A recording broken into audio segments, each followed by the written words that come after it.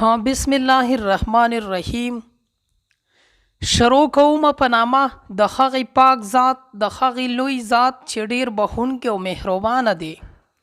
د انګلیش ټو پښتو لرنینګ زده کوونکو، زه راغلمه د یو بل نوي کلاس سره په دې امید چې تاسو به راته هم ټول روغ او جوړ او د ژوند په مزو کې به یئ. په دې نن کلاس کې ما ستاسو دپاره د انګلیش د 2 او د 3 ټکو سینټنسز راوړي دي. دا ډیر زبردست سینټنسز دي. دا مونږه په عام روټین کې یعنی هر ورځ څو ځلې دا خبرې په پښتو کې کوو. نو ما وغوښتل چې دا تاسو ته انګلیش ته ترانسلیټ کړم او تاسو په انګلیش کې هم دغه خبرې زده کړئ. دغه خبرې یعنی کومې چې مونږه هر ورځ په پښتو کې کوو. صحیح ده؟ دغه خبرې به مونږه نن په انګلیش کې زده کوو.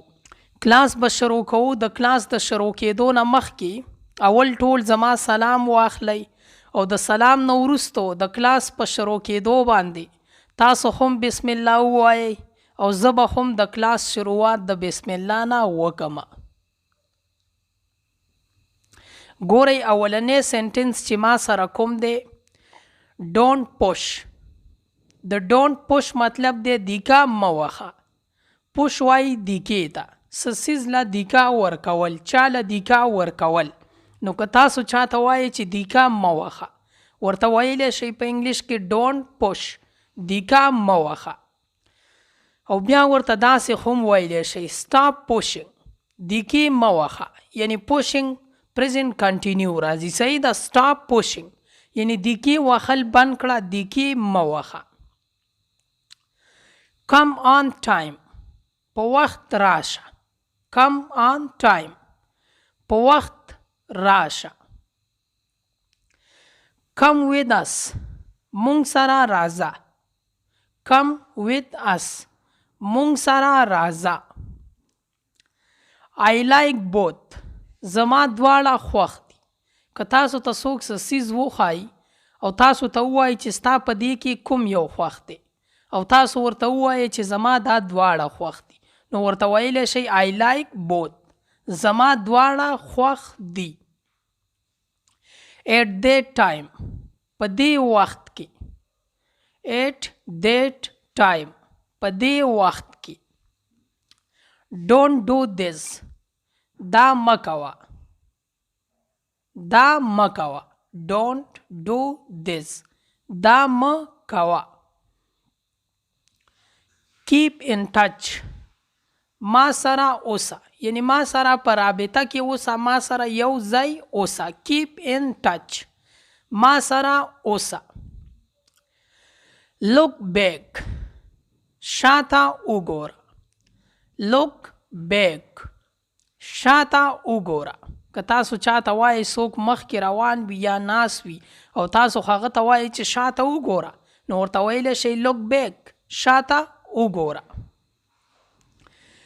listen to me، زما خبره واوره. یعنی ما واوره، زه څه وایم. listen to me، زما خبره واوره. move aside، یو طرف ته شه. که تاسو چاته وایئ چې د دې ځایه یو طرف ته شه، نو په انګلیش کې ورته ویلی شئ move aside، یو طرف ته شه. move a bit، لږ یو طرف ته شه. که چاته داسې وایئ چې یار لږ یو طرف ته شه، نو ورته ویلی شئ move aside، لږ یو طرف ته شه. show me، ما ته وښایه.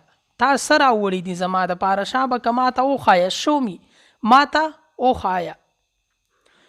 finish it، دا ختم که. finish it، دا ختم که. دا کار دی شابه زر زر ختم که. دا ختم که. finish it، دا ختم که.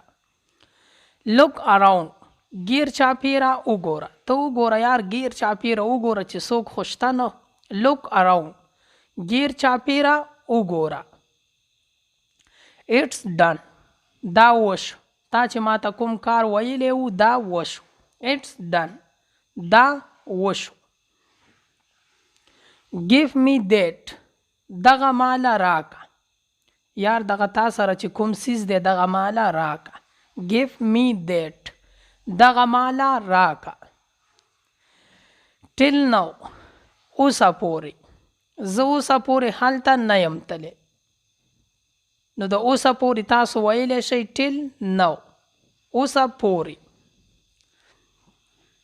not here دلته نه، not here دلته نه، یعنی کینا خو دلته نه، په هغه ځای کې کینا. not here دلته نه. take your breakfast خپله ناشته وکه. breakfast وایي د سحر ناشتې ته، صحیح ده. take your breakfast خپله ناشته وکه. I don't know ما ته پته نشته. I don't know ما ته پته نشته. don't hide پټوای ما. که چا سره څه څیز وي او تاسو ورته وایي چې پټوای ما، نو په انګلیش کې ورته ویلی شئ don't hide پټوای ما. let me do this ما د دې کولو ته پرېږده، یعنی ما پرېږده چې زه دا کار وکړم، ما منې کوه ما. let me do this ما د دې کولو ته پرېږده. think about it د دې په باره کې سوچ وکړه. think about it د دې په باره کې سوچ وکړه. trust me په ما اعتبار وکړه. trust me په ما اعتبار وکړه.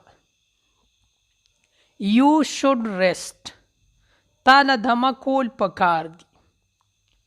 you should rest تا له دمه کول پکار دي. ته ډېر ستړی شوی، تا له دمه کول پکار دي. do you know آیا ته پیژنې؟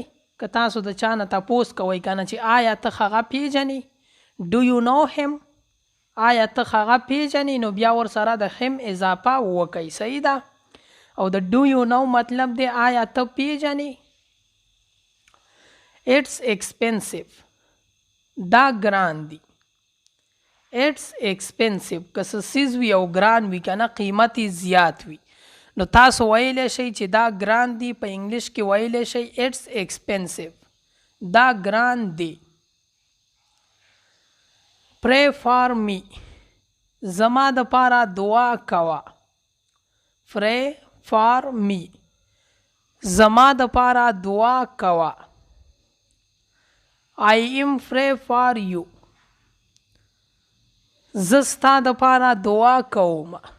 I am pray for you زه ستا دپاره دعا کوم، یعنی تاسو زما دپاره دعا کوئ، زه به ستاسو دپاره دعا کوم. خو په دې ځای باندې زمونږ د نن ورځې کلاس پای ته رسي، اختتام ته رسي. زه امید کوم چې د دې نن کلاس نه به تاسو ډېر څه زده کړي وي. وړوکی کلاس دی، د اتنه لسو منټو کلاس دی. دا ډیر فایدار کلاس دی، ډیر د عام روټین یعنی د روزمره زندګۍ د هر ورځې خبرې پکې دي. دا تاسو په انګلیش کې کولی شئ. که تاسو چرې په غور سره دا کلاس کتلی وي او که کتلی مو نه وي، تاسو بیا دا را د سره کوئ، بیا یې را د سره کوئ. تاسو ته دا په ریکارډ باندې راغی، دا به دلته کې پروت وي، زموږ په دې چینل کې به پروت وي. دا تاسو بیا بیا کتلی شئ. دا ډیر اهم سنټنسز دي، د دې نه تاسو ډیر انګلیش ویل زده کولی شئ. که ژوند وي زه به راځم د یو بل نوي کلاس سره. ماله هم راکړئ اجازت د بل کلاسه پورې، او په خپلو خصوصي دعاګانو کې مې یاد هم ساتئ. زما به هم تاسو ته دغه دعا وي چې چرته هم یې الله مو ښاد ساته، آباد ساته او بریالي ساته. د لوی الله په امان. والسلام.